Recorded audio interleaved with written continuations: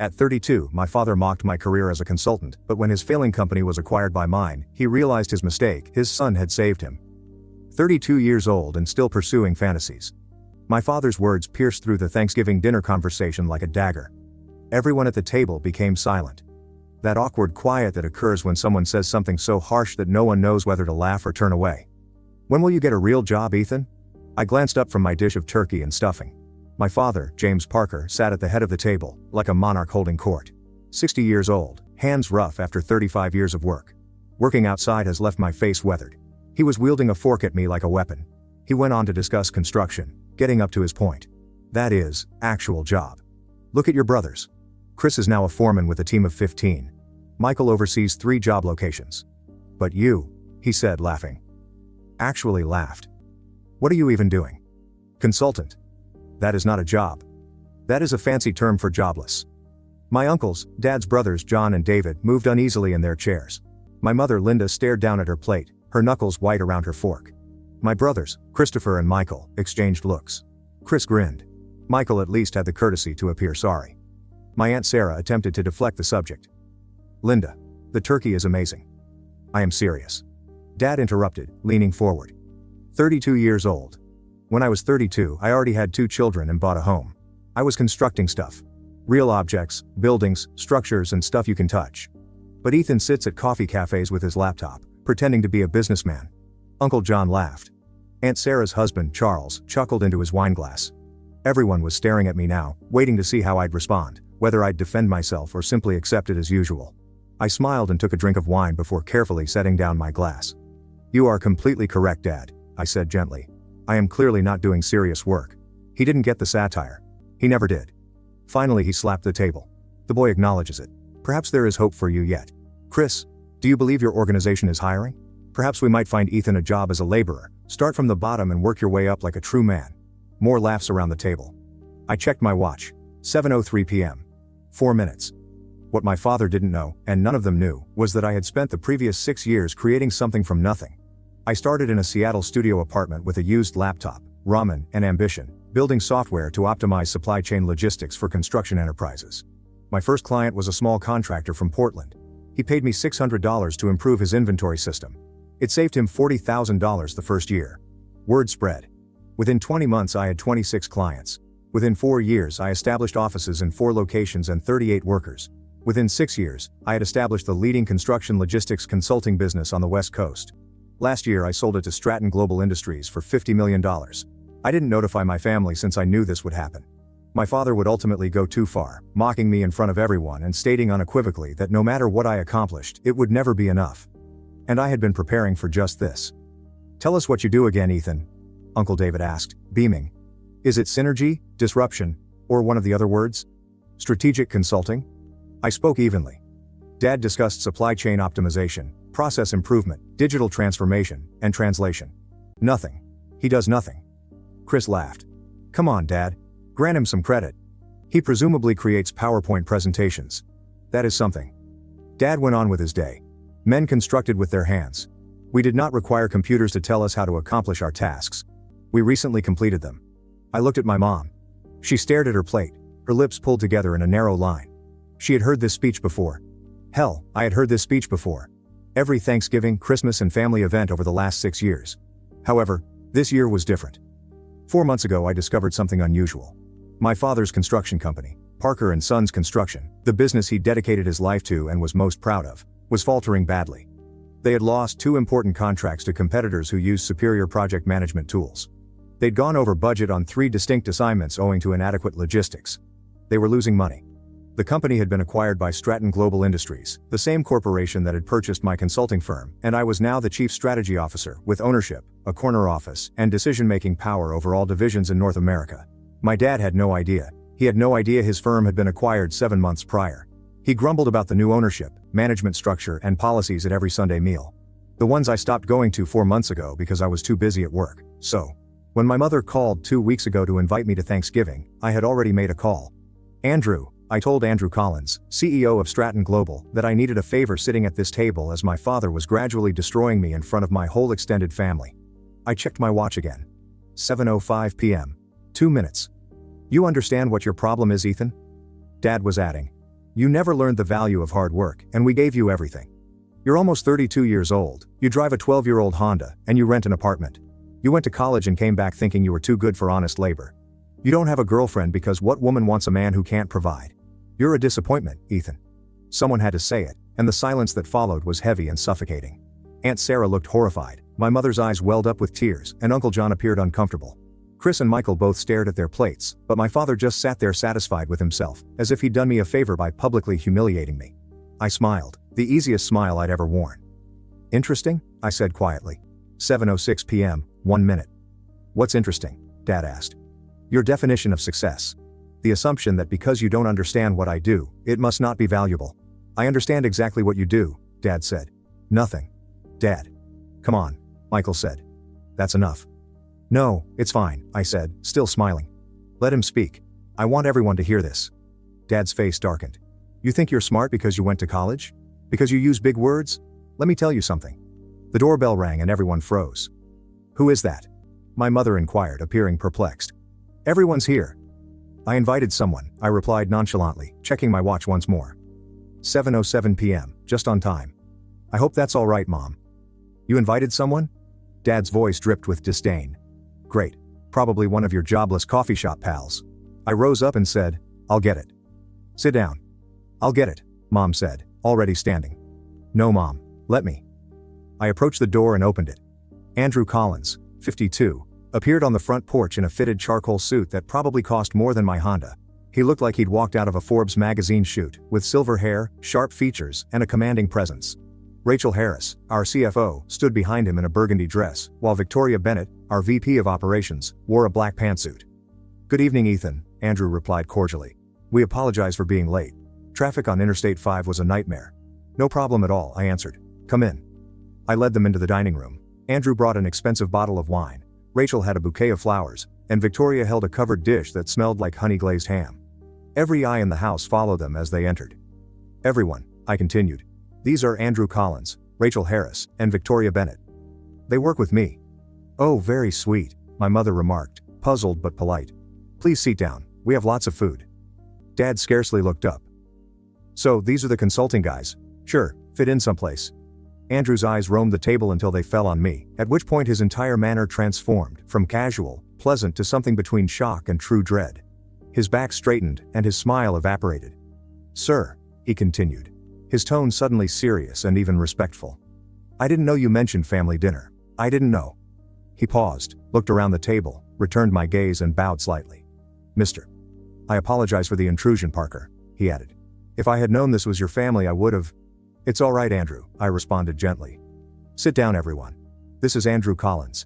He is the CEO of Stratton Global Industries. Uncle David's fork clattered on his plate. And Rachel Harris, Chief Financial Officer, and Victoria Bennett, Vice President of Operations for North American Divisions. Chris's face began to lose color. Michael stared at me, his mouth slightly open.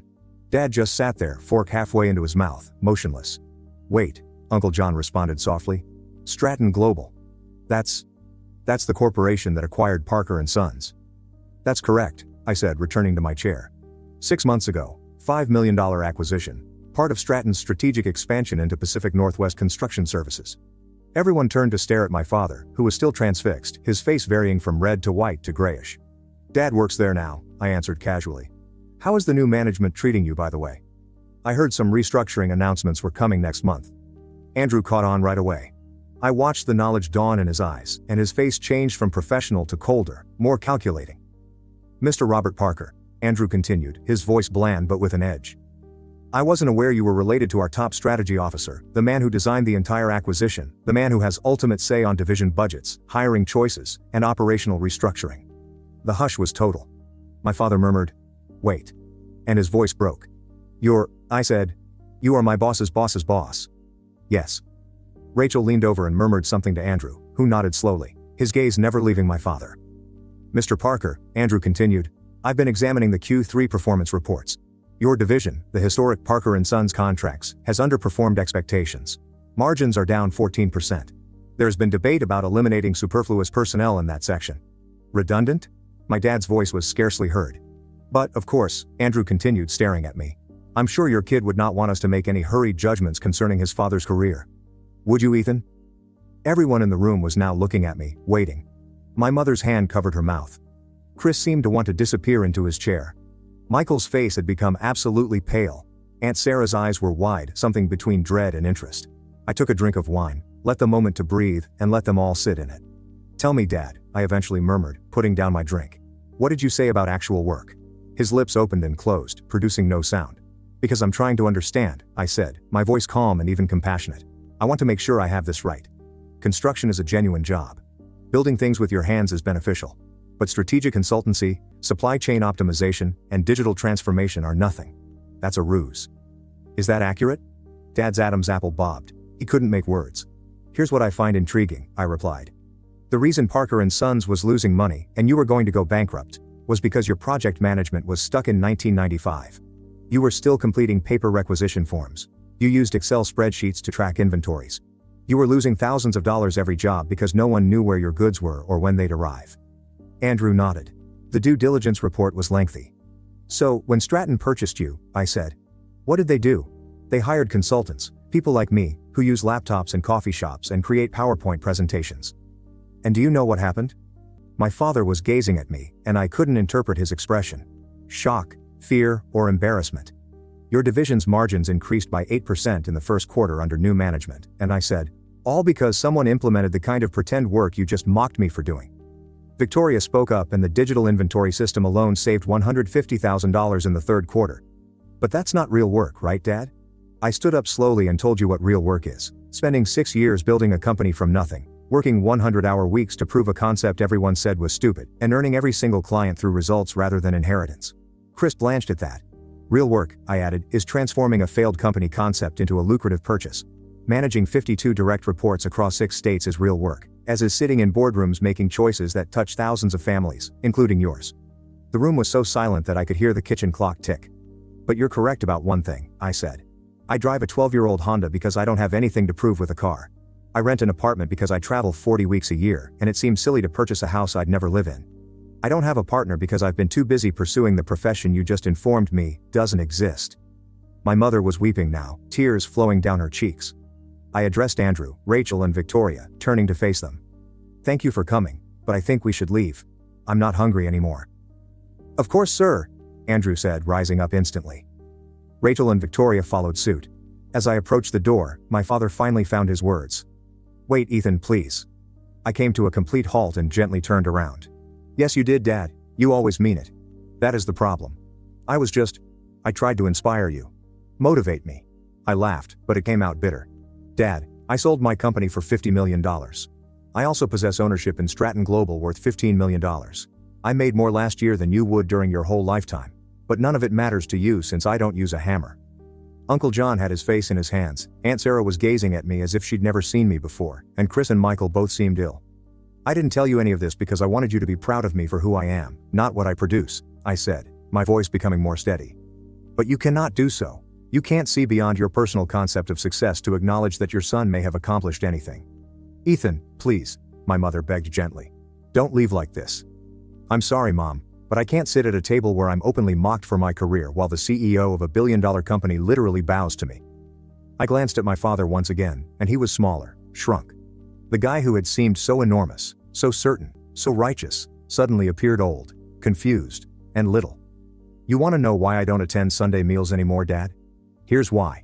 Because no matter what I do, it will never be enough for you. So I quit trying."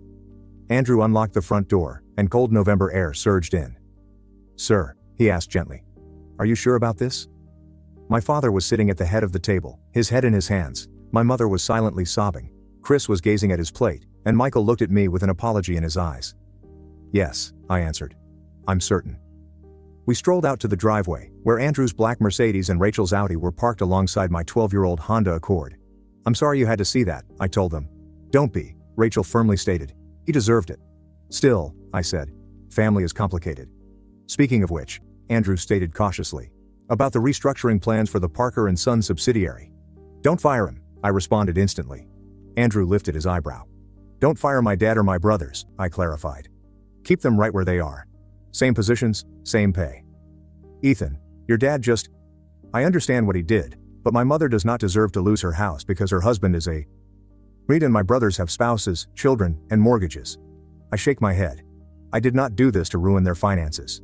I did it to make a point. Victoria wondered what the message was. That success isn't one size fits all, that real work comes in many forms, and that maybe, just maybe, he should have believed in his son. Andrew gave me a long look, then grinned slightly. You're a better man than I would be in your position. Maybe. Or perhaps I'm simply weary of being furious. For what it's worth, Rachel replied. Your father was mistaken. What you created was remarkable. The transaction netted Stratton $53 million in the first year alone. When Andrew departs, the board refers to you as the heir apparent. I appreciate it. Although, Andrew said with a chuckle, you probably could have told us this was your family before we walked into an ambush. Where's the fun in that? We spoke for a few more minutes about work, Q4 estimates, the Christmas party next month, regular and professional topics, the type of conversation I had every day with people who valued what I did. They departed at 7:35 p.m. I sat in my Honda for a long, admiring the warm light from my parents' home and listening to the muted sounds of conversation within. My phone vibrated, indicating a text message from Michael. Can we talk? I typed back. Not tonight. Another buzz. Chris, I apologize. I should have said something. I did not react to that one. A third buzz. My mother, please come back inside. Your father wants to talk. I started the engine and drove off. The following day my phone would not stop ringing. I ignored the most of the calls, but I ultimately listened to the voicemails. My father's voice was shaking. Hey, Ethan, I'm not sure what to say. I was mistaken. Please call back. We need to talk.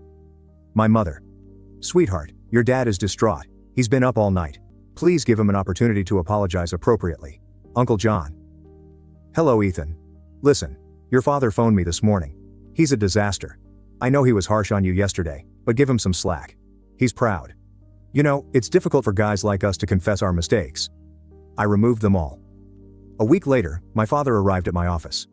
Gloria Martinez, my executive assistant with 28 years of expertise who manages my calendar like a military operation, buzzed me. Mr. Parker, there is a Robert Parker here to see you. He does not have an appointment. Send him in. My father stepped into my office and paused. Just paused and stared. The office was on the 47th story of the Columbia Center in Seattle, with floor-to-ceiling windows overlooking the Puget Sound, original artwork on the walls, and a custom-made desk from Italy, all tailored to reflect precisely what I had accomplished. Jesus, he muttered. Have a seat, Dad.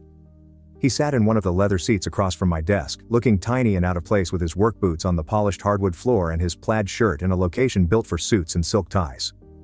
I came to apologize, he explained. Okay, that's everything. Just okay. Dad, what do you want me to say? That everything is okay, and that you did not spend 32 years making me feel inadequate? He flinched. I never meant... Yes. You did. You definitely meant it. You always introduced me to someone as my son, the consultant, in that tone, as if it were a terrible word. Every time you compliment Chris and Michael on their real jobs while dismissing my efforts. You always made it plain that until I was working with my hands, I wasn't actually working. I didn't understand what you were doing, he said gently. You did not strive to comprehend. There is a difference. He remained quiet for a long time. Then you're correct. I did not try. I was threatened. I felt intimidated by you, by what you were doing, and by the fact that you were doing something I didn't comprehend, which meant you were entering a world I couldn't follow. He massaged his face with both hands. Your brothers are doing what I did. Building. I get it. I can provide them advice and share my expertise. But you went someplace I couldn't go. And instead of taking pride in that, I was unkind. I finished. Yeah, I was cruel. I leaned back in my chair, staring at this man who had appeared like a giant to me as a youngster, so powerful and sure of himself. Now he merely seemed exhausted. Did you know, I asked, that on my 16th birthday, you told me I'd never amount to anything because I preferred reading to working on construction sites? Jesus, Ethan.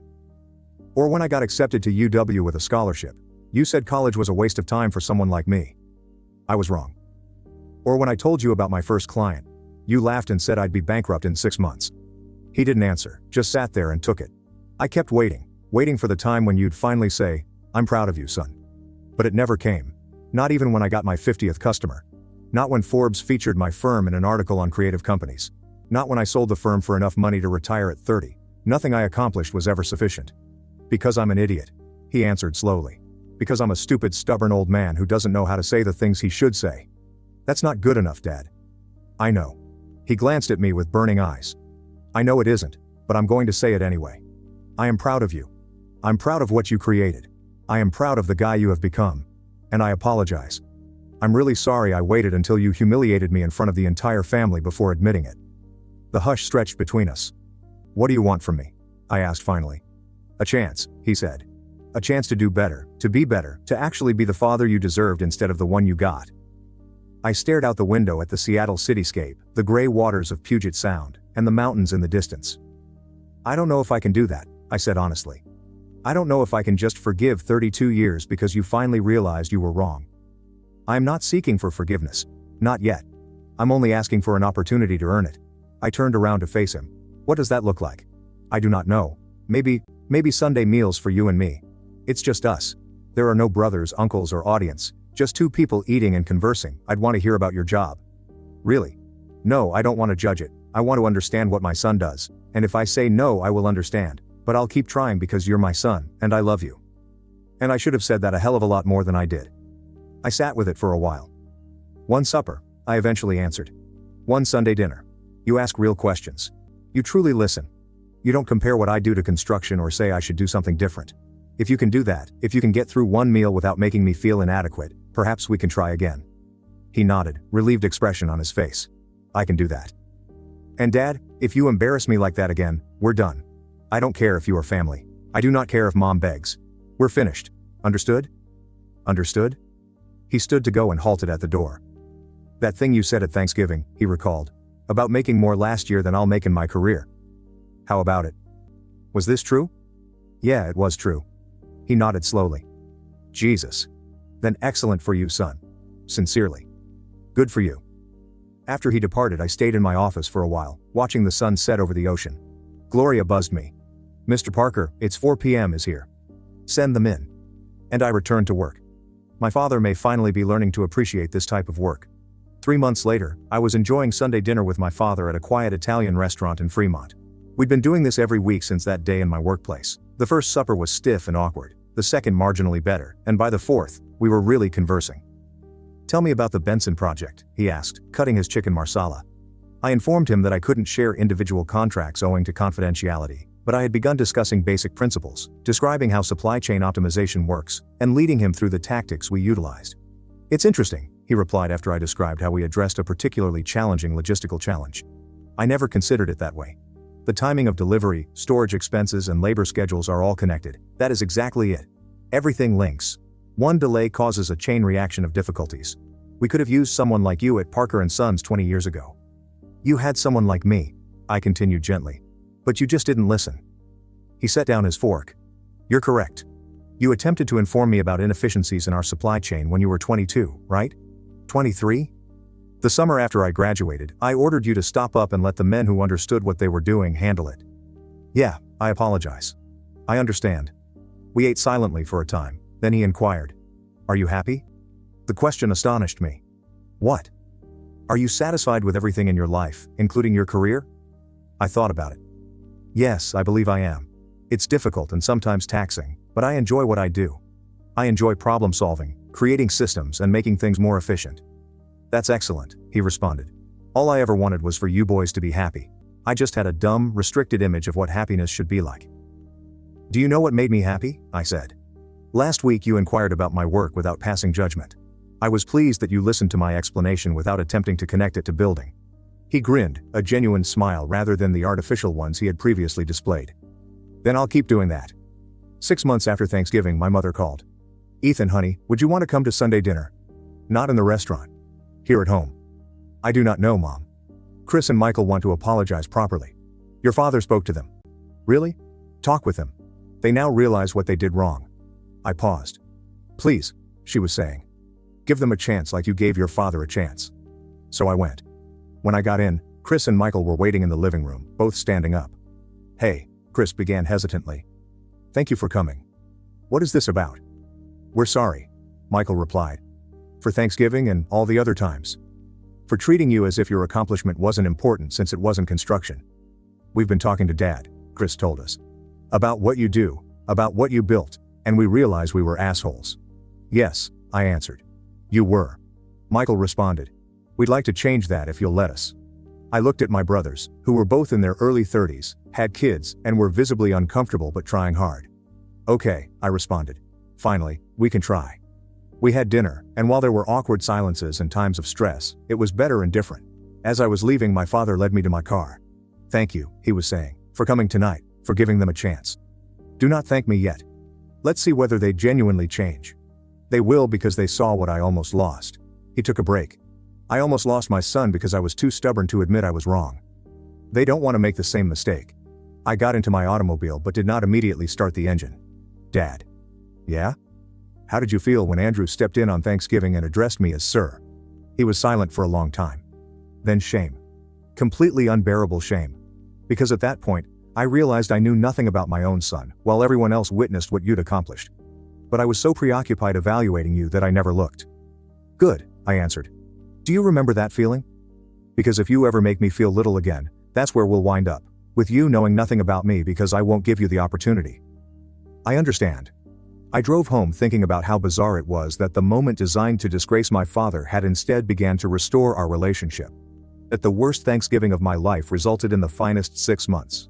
A year after the supper, Andrew announced his retirement.